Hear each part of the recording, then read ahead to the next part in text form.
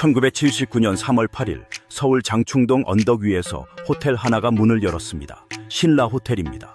그리고 정확히 이틀 뒤 3월 10일 이번에는 소공동 한복판에서 또 하나의 호텔이 개관합니다. 지상 38층, 당시 동양 최대 규모였던 롯데호텔 서울입니다. 자, 여기서 잠깐 멈춰 보겠습니다. 삼성과 롯데가 같은 주에 그것도 이틀 간격으로 서울 최고급 호텔의 문을 열었습니다. 우연일까요? 당연히 아닙니다. 이건 두 회사가 각자 사업을 구상하다 우연히 날짜가 겹친 게 아니라 애초에 같은 곳에서 시작된 이야기였기 때문입니다. 환장할 노릇이죠. 우리는 흔히 이렇게 생각합니다. 돈 많은 재벌들이 폼나는 사업 하나 해보려고 호텔을 지었겠거니. 그런데 사실은 정반대에 가깝습니다.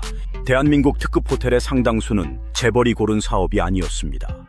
국가가 만들어서 국가가 넘겨준 것이었습니다. 그리고 그때 배정된 자리들이 반세기가 지난 지금까지도 거의 그대로 유지되고 있습니다. 자, 시계를 다시 지금으로 돌려보겠습니다. 어느 그룹의 임원 회의실입니다. 사업부별 실적이 화면에 뜹니다.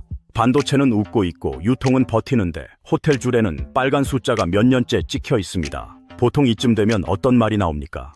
정리합시다. 매각 검토해봅시다. 그런데 이 회의실에서만큼은 그 말이 나오지 않습니다. 오히려 객실을 새로 단장하자, 브랜드를 갈아달자는 이야기가 오갑니다. 왜 대한민국 재벌들은 돈도 안 되는 특급 호텔을 죽어도 손에서 놓지 않는 걸까요?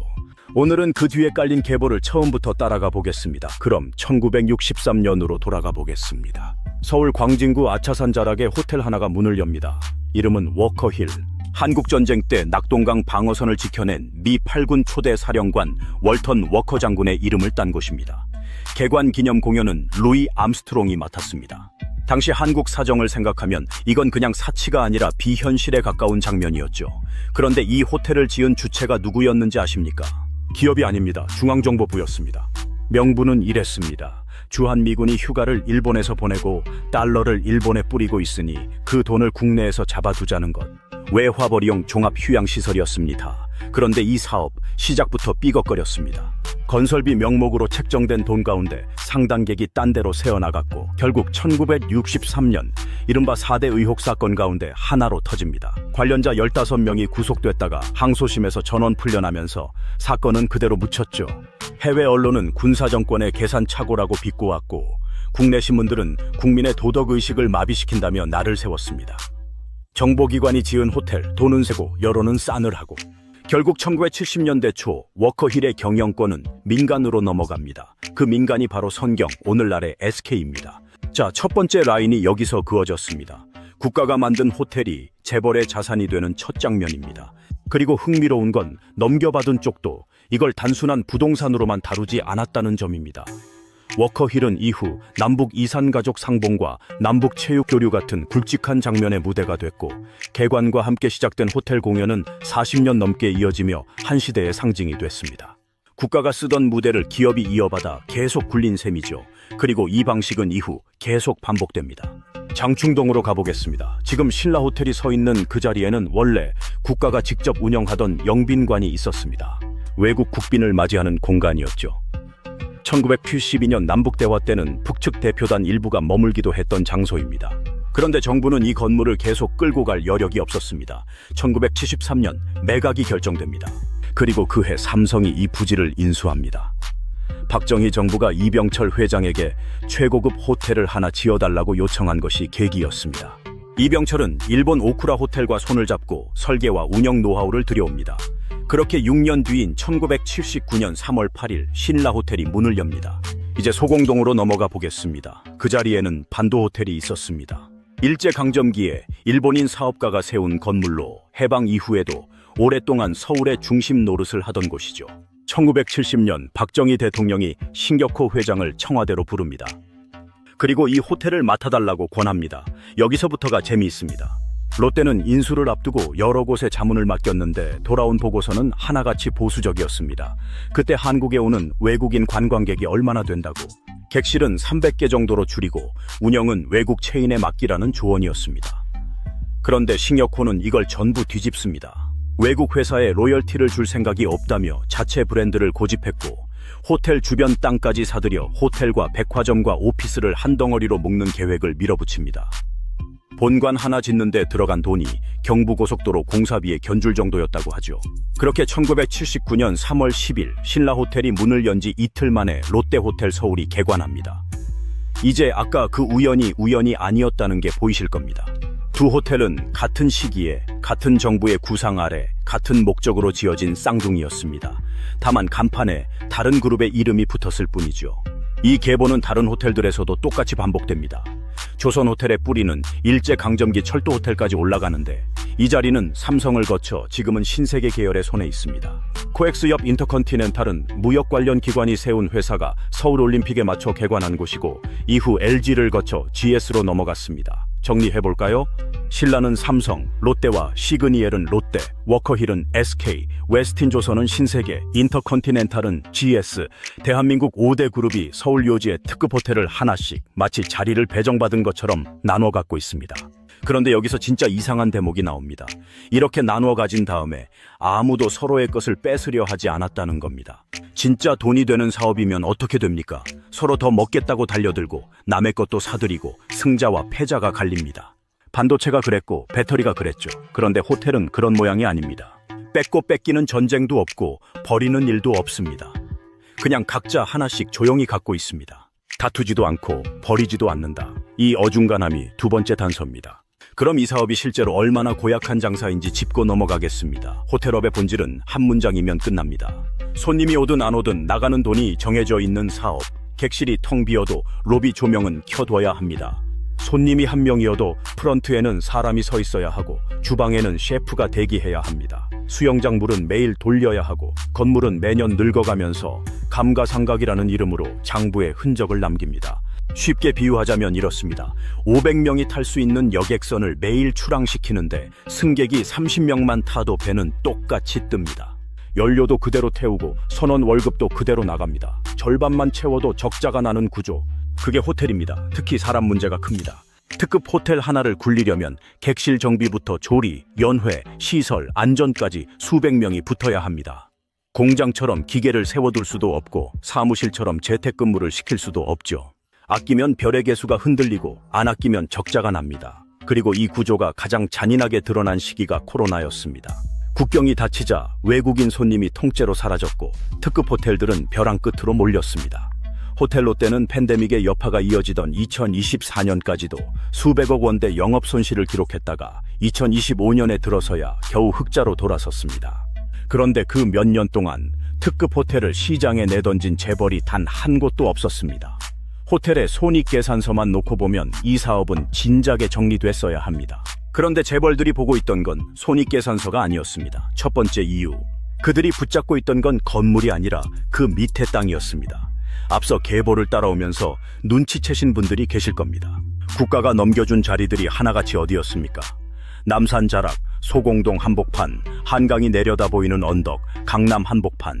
대한민국에서 가장 비싼 땅, 그것도 도심에 몇 남지 않은 넓은 통땅입니다. 이게 얼마나 희귀한지 감이 안 오실 수 있습니다. 요즘 서울에서 그만한 땅을 확보하려면 수백 명의 지주와 몇 년씩 협상하고 조합을 만들고 소송까지 각오해야 합니다. 그런데 호텔 부지는 이미 통으로 정리가 끝나 있습니다. 도심 한복판에 백지 한 장이 깔려 있는 셈이죠.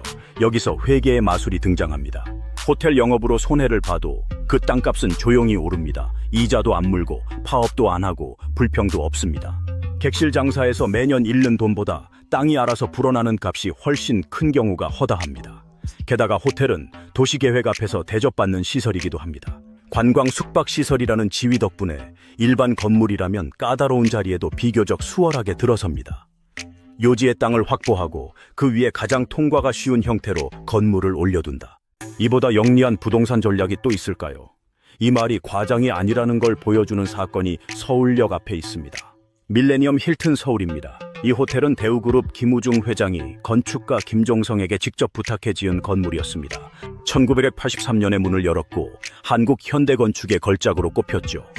그런데 대우가 해체된 뒤 외국계 자본에 넘어갔고 코로나로 수익성이 무너지자 결국 국내 자산운용사에 팔렸습니다. 그리고 2022년 마지막 손님을 받고 문을 닫았습니다. 그 자리에 지금 무엇이 들어서고 있을까요?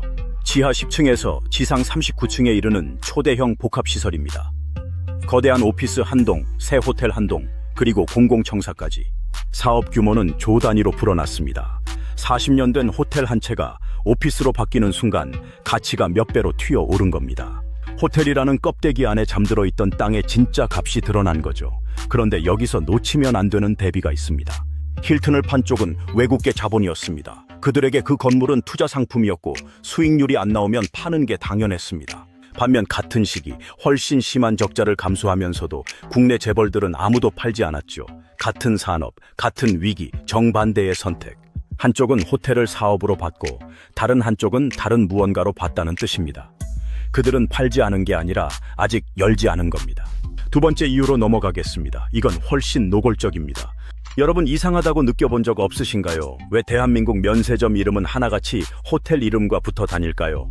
신라 면세점, 롯데 면세점, 한때는 워커힐 면세점도 있었죠. 우연이 아닙니다. 시내 면세점은 아무나 열 수 있는 가게가 아닙니다.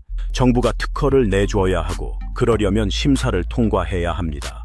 그리고 그 심사표에는 관광 인프라와 주변 환경을 평가하는 항목이 버젓이 자리 잡고 있습니다. 자, 여러분이 심사위원이라고 해봅시다. 한쪽은 외국인 관광객이 묵을 특급 호텔을 직접 운영하는 회사입니다. 다른 한쪽은 매장 하나만 덜렁 내겠다고 합니다. 관광에 기여하는 쪽이 어디로 보이겠습니까? 여기서 호텔의 진짜 쓸모가 드러납니다. 국가가 나눠준 그 호텔들이 수십 년 뒤에는 면세점이라는 본편에 들어가기 위한 입장권으로 쓰인 겁니다. 이 구조가 얼마나 견고했는지 보여주는 장면이 2015년 무렵에 있었습니다. 시내 면세점 특허가 다시 배분되던 시기였는데요. 그때 재개가 아수라장이 됐습니다. 면세점 근처에도 안 가던 그룹들까지 저마다 계획서를 들고 줄을 섰죠. 반대로 특허를 잃은 쪽은 멀쩡히 돌아가던 매장 문을 닫아야 했습니다. SK가 운영하던 워커힐 면세점이 그렇게 사라졌습니다. 그때 사람들이 확인한 게 있습니다. 이 사업은 실력이 아니라 자격으로 갈린다는 것. 그리고 그 자격을 증명하는 가장 확실한 증거물이 호텔이었다는 것 말이죠. 그러니까 1970년대 국가가 나눠준 자리는 그 자체로 끝난 게 아니었습니다. 수십 년 뒤 전혀 다른 사업의 문을 여는 열쇠로 되돌아왔습니다. 국가가 나눠준 자산이 국가가 나눠주는 다음 자산을 부르는 구조. 이게 이 계보의 진짜 무서운 대목입니다. 중국 관광객이 관광버스로 쏟아져 들어오던 시절 시내 면세점은 돈을 찍어내는 기계였습니다. 호텔에서 한 해 수백억을 까먹어도 면세점 한 곳이 그걸 몇 배로 메우고 남았습니다. 그러니 그룹 장부에서 호텔 적자는 손실이 아니라 비용이었습니다. 정확히는 황금알을 낳는 거위를 키우기 위한 사육비였죠. 세 번째 이유는 결이 다릅니다. 숫자로는 절대 잡히지 않는, 그러나 재벌에게는 가장 중요할지도 모르는 이유입니다. 호텔은 그룹의 얼굴이자 사실상 사적인 공간이기 때문입니다. 애초에 이 건물들이 왜 지어졌는지 떠올려 보세요. 국빈을 맞이하기 위해서였습니다. 영빈관을 넘겨받았다는 건 그 역할까지 함께 넘겨받았다는 뜻입니다. 수조 원짜리 계약 상대를 아무데나 모실 수는 없습니다. 요리사부터 경호 동선까지 그룹이 통제할 수 있는 공간이 필요하죠. 실제로 대한민국 특급 호텔들은 단순한 숙박시설이 아니었습니다. 정치사의 결정적 장면들이 호텔 연회장과 스위트룸에서 만들어졌습니다. 앞서 말씀드린 힐튼만 해도 대통령 후보 지명 같은 순간들이 그 안에서 벌어졌던 무대였습니다. 여기에 하나가 더 붙습니다. 승계입니다. 호텔 신라를 보면 이게 아주 뚜렷합니다. 1979년 개관을 앞두고 이 회사의 실질적인 경영을 맡았던 사람은 이병철 회장의 장녀 이인희 고문이었습니다. 그리고 십수년의 시간이 흐른 뒤 같은 자리를 이건희 회장의 장녀 이부진 사장이 이어받습니다. 우연일까요? 재벌계에서 호텔과 유통은 규모에 비해 상징성이 압도적으로 큰 자리입니다. 반도체나 정유처럼 수십 조가 오가지는 않지만 대중에게 가장 잘 보이고 브랜드 이미지를 통째로 좌우하죠. 그래서 후계 구도에서 늘 이름이 오르내립니다. 신세계도 마찬가지입니다. 남매를 축으로 계열을 나누는 과정에서 백화점과 면세 부문은 정유경 회장이 맡게 됐고 조선호텔은 이마트 쪽에 남았습니다. 누가 무엇을 갖느냐가 초미의 관심사였던 이유가 여기 있습니다. 즉, 호텔은 돈을 버는 자리가 아니라 누가 그룹의 얼굴이 될 것인가를 보여주는 자리였습니다. 왕관을 쓴 사람이 앉는 의자, 그 의자를 팔아치울 리가 없죠. 그럼 이 구조가 영원할까요? 어림도 없습니다.